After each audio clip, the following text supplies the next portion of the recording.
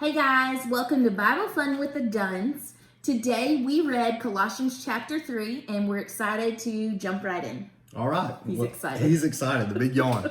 All right. So Colossians 3 starts out in a way where I want to kind of tweak how it begins a little bit. Notice in verse number 1 it says, "If then you were raised with Christ, seek those things which are above." Now, so where it's saying that, if you have been raised with Christ, if you are His, if you belong to Him, if you're saved, if you're part of the kingdom, then you ought to set your path toward the things of God. Yes. But go to the very first word. Probably the best translation for that word is not if, but since. Okay? So let me read it to you like this.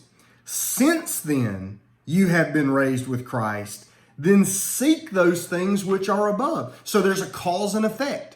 You can't seek things from above if you are not from above in your own heart. But since you are, you can. Here's what I like about this. I like how when the scripture is walking through this. Now, the first part of it is talking about putting on and taking off.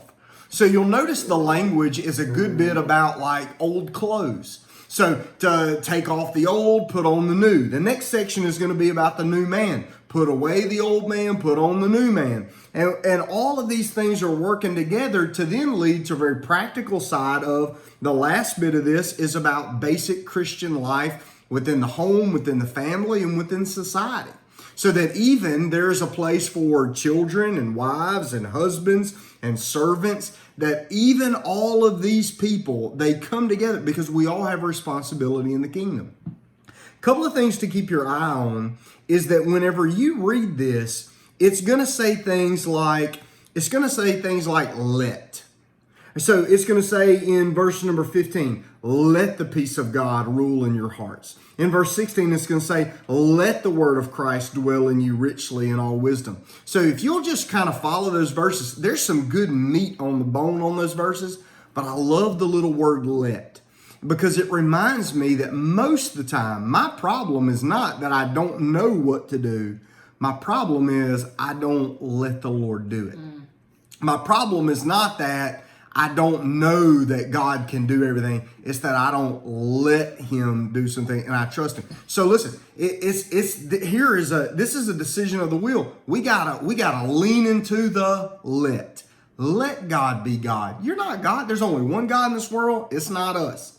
The other thing I really enjoy about this is it's describing what God is ultimately leading. He's creating. God is making all things new, and He's making all people new. And so when you read this passage, it says that in verse 11, there's neither Greek nor Jew nor circumcised nor uncircumcised, barbarian, Scythian, slave nor free, but Christ is all in all. So what it's saying there is, look, God doesn't play favorites on what you used to be. That the old earthly distinctions don't exist anymore, because when we put on the new man, we are now completely different.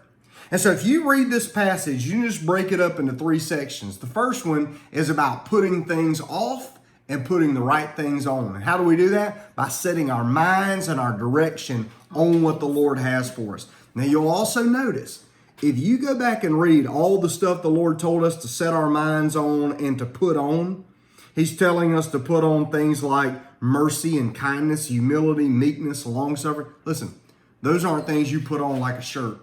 Those are things that have to be put in.